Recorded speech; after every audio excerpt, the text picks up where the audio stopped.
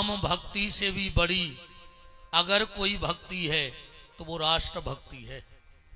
राम भक्ति तब तक है जब तक राष्ट्र सुरक्षित है। हम आपसे निवेदन करना चाहते हैं कि सर्वप्रथम राष्ट्र भक्ति को हमें अपने जीवन में लाना चाहिए। आज थोड़ा सा विलंब हो गया क्योंकि जेल से निकलने में टाइम तो लगता ही है। जाना अपने मन से, फिर आना तो उन लोगों के मन से था, क्योंकि आज 2 घंटे का प्रवचन जेल में था और कैदी तो भगने ही नहीं दे रहे थे। वो तो चिल्लाने लगे, बोले महाराज जी शाम तक बैठो। हमने शाम तक बैठे। हमने कहा भीतर वाले तो संभल गए, बाहर वाले को संभालना जरूरी है। बाहर वाले भी तो इंतजार कर रहे हैं। आज थोड़ा सा विलंब तो हो गया है, पर अपने जीवन को तीर्थ बनाओ, क्योंकि मनुष्य का जीवन बहुत कीमती है। अपने जीवन को तीर्थ बनाओ, और अगर जीवन तीर्थ बन गया तो निश्चित तीर्थंकरों का आशीर्वाद जरूर मिलेगा। जैन समाज बैठी है, तीर्थंकरों का आशीर्वाद जरूर मिलेगा। और मैं एक बात और कहूं, जैन है क्या, इसको समझना। अभी देखो, जैन का मतलब है जिनेंद्र, जिसने अपनी इंद्रियों पर विजय प्राप्त कर लिया, वो जिनेंद्र है। अब उनमें हम आप भी हो सकते हैं, हम आप भी हो सकते हैं। अगर कहा जाए तो सुदामा जी को जिनेंद्र कहा गया। आप श्लोक पढ़ सकते हैं, कृष्णस्यादीत सखा कश्चित ब्राह्मणो ब्रह्म वित्तमः जितेन्द्रियः ब्रक्तिन्द्रियार्थेषु प्रसन्नात्मा जितेन्द्रियः। अभी जितने लोग जैन लिख रहे हैं वो उस रास्ते के पथिक हैं, जिनेंद्र होने की राह पे जा रहे हैं। और जो जैन जिनेंद्र हो गया, एक बात और अब देखो, थोड़ी सी चर्चा हो जाए। आप लोगों ने देखा होगा, जैन समाज मंदिर जब भी जाएंगे तो चावल लेके जरूर जाएंगे, जबकि ठाकुर जी ने इतना समर्थ बनाया है कि तुम काजू किशमिश भी ले जा सकते हो, पर चावल लेके जाते हैं।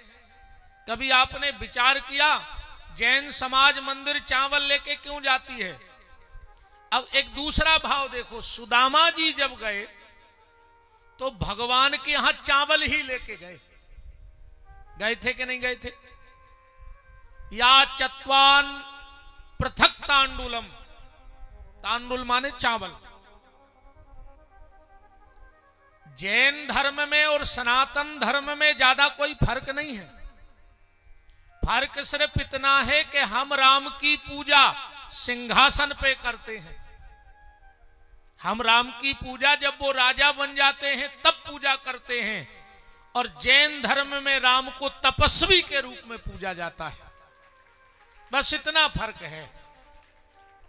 अहिंसा परमो धर्म, भगवान महावीर ने सूत्र दिया था, जियो और जीने दो, और आज का आदमी कह रहा है पियो और पीने दो। जगह जगह ठेका खुलवाओ। अच्छा, मजाक तो देखो का बनी आज की। सरकार ने गेहूं फ्री में बांट दो, सरकार ने गेहूं फ्री में बांट दो। दारू महंगी कर दी, सस्ती कर दी, भगवान जाने, अपन ने तो लाई नहीं है कब। देखो, अपन शराब ने तो को देते आए, अन्य लेते आए। शराब का सिस्टम अपने यहां नहीं है। हमारे यहां सरकार ने पिसी सस्ती करी, आदमी ने पिसी बेची और दारू पी ली। गोला वही चल रहा है, गोला बिल्कुल वही है। पिसी सस्ती, आदमी ने पिसी लेके बेच के दारू पी ली। कर सरकार को चलोगो, शराब से कर मिलता है, सरकार को मिलता है, ज्यादा पैसा बनता है। पर सरकार से निवेदन है, अगर तुम्हें कर मिल रहा है तो शराब से समाज को राक्षस भी मिल रहा है। बोलो नहीं मिल रहा है? राक्षस भी बढ़ रहे हैं। तो सुदामा जी चावल ले गए और जैन समाज मंदिर चावल लेके जाता है, इसका क्या कारण है? इस पे विचार करना है। हम पुनर्जन्म को मानते हैं और जैन धर्म में पुनर्जन्म का कोई लेख नहीं है। गलत तो नहीं बोल रहा हूं मैं? वो इसी तन से मुक्त होना चाहते हैं। जैन धर्म का जो उद्देश्य है, इसी तन से उस चेतन में लीन होना चाहते हैं। इसीलिए सुदामा जी चावल ले गए। आज सुदामा चरित्र नहीं कहना है, पर वो तो विषय आ गया थोड़ा सा। सुदामा जी को 7 जन्म पहले से श्राप था कि 7 जन्म तक तुम दरिद्री रहोगे। मैं आपको परसों के दिन कोशिश करूंगा कि 7 ही जन्म बता दूं सुदामा के। 7 जन्म से श्राप था कि हर जन्म में दरिद्री रहोगे और हर जन्म में तुम्हें भगवान का दर्शन भी होगा। मैं आपको परसों की कथा में गिनाऊंगा कि देखो ये 7 जन्म हैं, 7 में दरिद्री है और 7 में भगवान मिले। ये वशिष्ठ ऋषि के पुत्र शक्ति थे जिनको श्राप लगा था। तो सुदामा जी इसलिए चावल ले गए और जैन धर्म में इसलिए मंदिर चावल लेके जाते हैं। देखो, चावल अगर छिलके में रहे, चावल अगर छिलके में रहे तो वो दूसरा धान्य बना सकता है, और अगर चावल का छिलका निकाल दिया जाए तो फिर चावल दूसरा धान्य तैयार नहीं कर सकता। ऐसा चावल वो दो तो क्या ये फिर से पुनर्जन्म होगा इस अनाज का? नहीं होगा। पर अगर इसमें छिलका लगा रहा तो निश्चित होगा। तो सुदामा जी इसलिए चावल लेके गए थे कि प्रभु 7 जन्म से जो श्राप का छिलका लगा है, अब इसको उतार दो। और जैसे चावल का दूसरा जन्म नहीं होता, ऐसा ही मेरा भी अब दूसरा जन्म ना हो, मैं इसी शरीर से मुक्त हो जाऊं। और यही भाव जैन समाज चावल लेकर के जाता है कि हे भगवान, हे महावीर, मुझे इसी तन से मुक्त कर दो। अब बार बार मैं संसार में आना नहीं चाहता। जैसी चावल की आगे गति नहीं है, ऐसी हमारे भी आगे गति ना हो। इसी जन्म से मैं आपको मैं पालूं। मैंने कल एक बात निवेदन में कही थी कि बचपन हमारा कृष्ण की तरह निकले, बचपन कृष्ण की तरह निकालो, जवानी राम की तरह निकालो और बुढ़ापा भगवान महावीर की तरह निकालो, तो समझ लेना ये मनुष्य जन्म सार्थक हो गया। बहुत बहुत साधुवाद। और जो विषय आया है कि यहां गौशाला बननी है, उसके लिए मैं सकल जैन समाज और सकल कर्रापुर के भक्तों को हृदय की अनंत गहराइयों से धन्यवाद देता हूं। तुम लोग वो काम करने वाले हो, शायद तुम्हें भी पता नहीं कि तुम क्या करने वाले हो। गैया मैया की सेवा गोविंद से भी बड़ी सेवा है।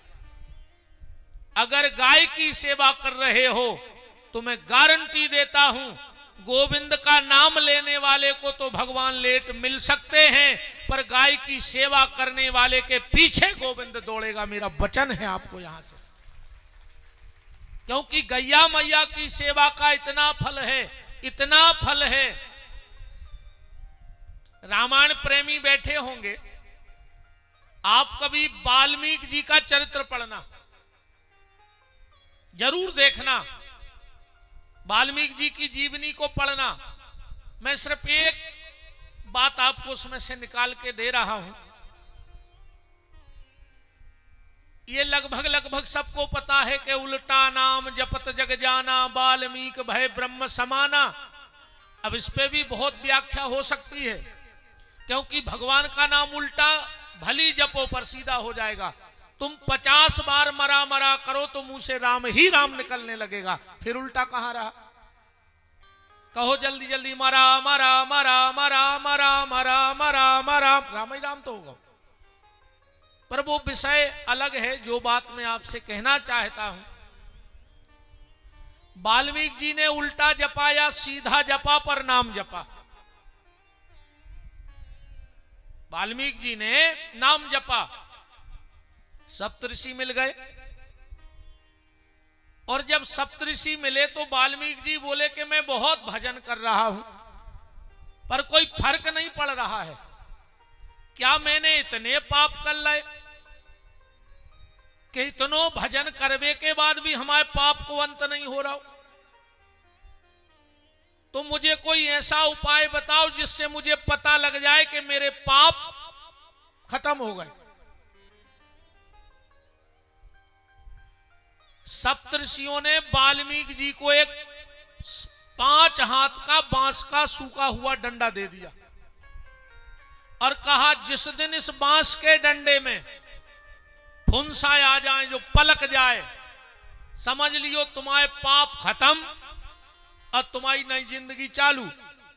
वाल्मीकि जी ने वो बांस का लठ उठाया और ये तीर्थ में वो तीर्थ में जो अनुष्ठान, जो जाप, जो तपस्या, जितना वो जानते थे सब किया, पर फुंसा ने फूटे। वाल्मीकि जी ने विचार करो यार, हमने ये सो कौन सो पाप कर दो, एक तीर्थ नहीं बचो, अब फुंसा फूट नहीं रहे।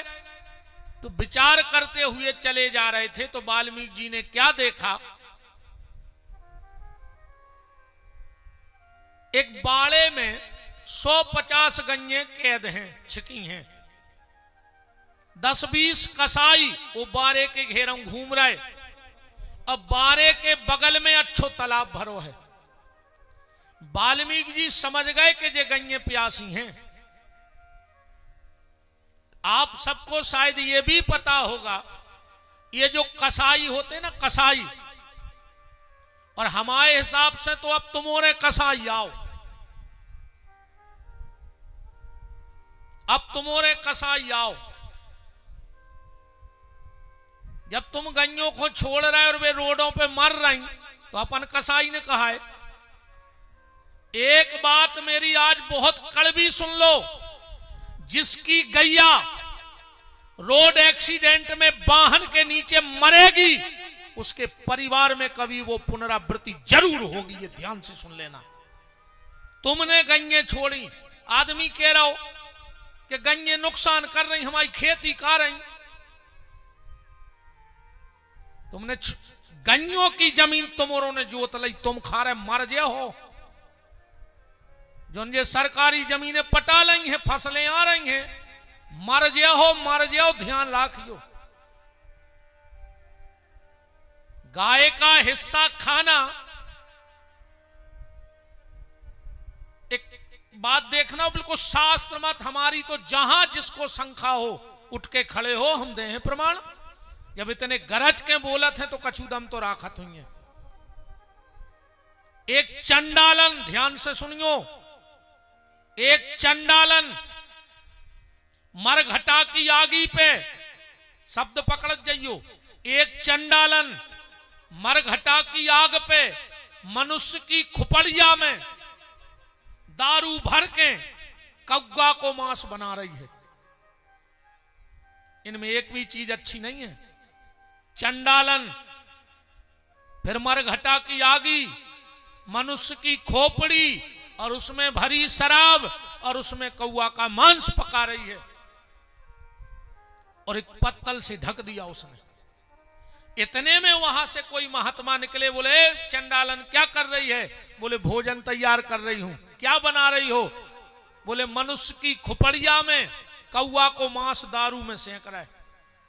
महात्मा बोले फिर एक ढांके काहे हो, ऐसे यहाँ पवित्र कछु है ही नहीं है।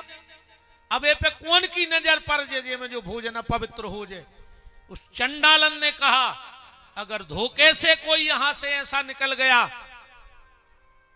जिसने गैया के नाम का 1 रुपया खाया होगा, और अगर उसकी नजर उस मटके पे पड़ जाएगी तो मैं ये भोजन फेंक दूंगी, फिर मेरे खाने के लायक नहीं है। ध्यान से सुनना। अब चर्चा आ गई है तो हो ही जाए, जो हुई है सो देख भी ओखों पंडरात नहीं है। पर अब बिल्कुल सांची सांची सुन लो। तुमने गाय के हिस्से की जमीन खाई तो तुम कह रहे गैया नुकसान कर रही। ये गेहूं भगवान चाहे तो गेहूं की बाल, गोभी के फूल गाय जमीन में उगा दे तो वो समर्थ है, वो कुछ भी कर सकता है। पर उसने इतना बड़ा गेहूं का पेड़ किया। हम के तोर बढ़ जाए अच्छी जमीन हो, इतनो हो सकत हम के पुरसाओं पिसी खड़ी हो, परों में तुम्हारो हिस्सा के तो है इतनी बाल को इतना ही है में, और इतना भी नहीं है उसमें तुम्हारा, एक खोच दाने भर है तुम्हारे। वो भगवान ने क्यों बनाया? क्योंकि तुम मेरी गाय की सेवा करोगे तो इस पिसी को काट के इसका भूसा बनाकर गाय को खिलाना, और उसकी मजदूरी हम उस गेहूं में तुम्हें दे रहे हैं। तुमने हार्वेस्टर चलवाओ और ठाणी फसल में तुमने आग धरवा दी, हजारों चिंटा चिटिंगे बार दाए, सांप गोहेरे जिंदा बार दाए। तुम पुणे के पुणे बरभान जा रहे बच जे हो, लाखों के हत्यारे, लाखों जीव हत्याएं तुमने की, और उसी लिए आज ये प्रकृति फसलों की हालत देख रहे, और हर चीज सरकार पे नहीं थोपी जा सकत। हम किसी पार्टी के आदमी नहीं, हम कोऊ के नोई, अपन तो इंसानियत के पुजारी हैं। हम कोनो समाज के फेवर में नहीं है, हम कोनो जात के खिलाफ नहीं बोलत, पर जो गड़बड़ होगा उसके खिलाफ बोलते हैं। हम किसी के खिलाफ नहीं बोलते, पर जो दुष्ट है वो कोई भी हो, हम उसके खिलाफ बोलेंगे। प्यारे, 6 प्रकार के आताताई शास्त्र में बताए गए हैं, और उन 6 प्रकार के आताताइयों में जो सबसे बड़ा आताताई है वो आग लगाने वाला होता है। उससे बड़ा पापी दुनिया में कोई पैदा नहीं हुआ जिसने आग लगाई हो। हजारों करोड़ों जीव जंतु तुमने बार दाए, और फिर कह रहा है कि आज घरों में देखो तुम अगर 6 आदमी हैं तो 4 दवाई पे धरे हो, मर जाओ को रात की गोली ने खाओ तो कल हम कहने पर के तो आत्मा को शांति मिले भगवान।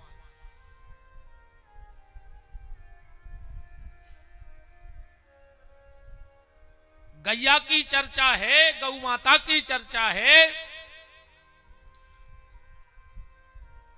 पहले बुजुर्ग लोग बैठे हैं, अगर धोखे से किसी से गौ अपराध हो जाता था तो उसको परग लग जाती थी, लगती थी। गांव में हुक्का पानी बंद हो जाता तो कुआ पे पानी भरवे नहीं जान देते। जब गांव के प्रतिष्ठित 4 लोग बैठते थे पंच बन के, और जो वो निर्णय करते थे, जब तक वो परिवार वो काम नहीं कर लेता था उसे समाज में सम्मिलित नहीं किया जाता था। और आज जानबूझ के गैये मर रही, अब कहां गए वे ठेकेदार? पहले अगर गैया ने मिलती तो ढूंढवे जाते, अब गैये नहीं ढूंढ रहा है, भैंसे ढूंढ रहा है। एक दिन हम सागर में घर पे बैठे थे, एक श्रीमान जी आ गए, बोले महाराज जी घर आई हो? हमने कहा हो, बहुत समय बाद आज रुकबे को मौका मिलो, बैठे। बोले हमें आपसे काम है। हमने कहा बताओ। बोले तने पंचांग तो ले आओ। हमने कहा यार कोनो शादी आदि दिखवा रहा हुई को मुहूर्त। हम पंचांग लेके बैठे, बोले महाराज हमारी 2 भैंसें हरा गई, तना देखियो पत्रा में। हम तो अपने आनंद में रहता ही हैं। हमने पत्रा लाओ रहे सो फटकार दो, कह लो क्या कर रहे हमने, हमारे पत्रा में नहीं है, देख ले, तुम्हें विश्वास न हो तो खोल के, मैं कैसे भैंसे बन जाए कि मोरी पार्वती बहू, मोरी पार्वती बहू दूधे निकारो भगा रहे हैं गऊ, मोरी पार्वती बहू, मोरी पार्वती बहू दूधे निकारो भगा रहे गऊ, मोरी पार्वती बहू, मोरी पार्वती बहू दूधे निकारो भगा रहे हैं गऊ, मोरी पार्वती बहू, मोरी पार्वती बहू दूधे निकारो भगा रहे गऊ, गैया हेरावे सो ढूंढन ने जाए, गैया हेरावे सो ढूंढन न जाए, और भैंसिया हेरावे सो कजरी लगवाए, मोरी पार्वती बहू, मोरी पार्वती बहू दूधे निकारो भगा रहे हैं गऊ, मोरी पार्वती मोरी पार्वती बहू दूधे निकारो भगा रहे गऊ, मोरी पार्वती बहू, मोरी पार्वती बहू दूधे निकारो भगा रहे हैं गऊ। कसाई जब गैया को मारता है, आप नेट पे सर्च करके देखना, वो 8-10 दिन पहले से गैया को प्यासा रखता है। क्यों? अगर गैया प्यासी मरती है तो इन पापियों को चमड़ा निकालने में सहूलियत हो जाती है। पानी के कमी के कारण अगर गैया मैया के प्राण निकलते हैं तो वो चमड़ा छोड़ देती है, इसलिए दुष्ट पानी नहीं पीने देते। वाल्मीकि जी समझ गए कि ये गैया प्यासी है और ये दुष्ट पानी पीने नहीं दे रहे हैं। वाल्मीकि जी ने मन में सोच ली, जैसे 70 ऊंसे 72, अब हम तो डाकू हते ही, हमारे पाप तो खत्म हो नहीं रहे, सुनने अब हमें संत बनने आए, मनो हम इन दुष्टों तो ने छोड़, और जो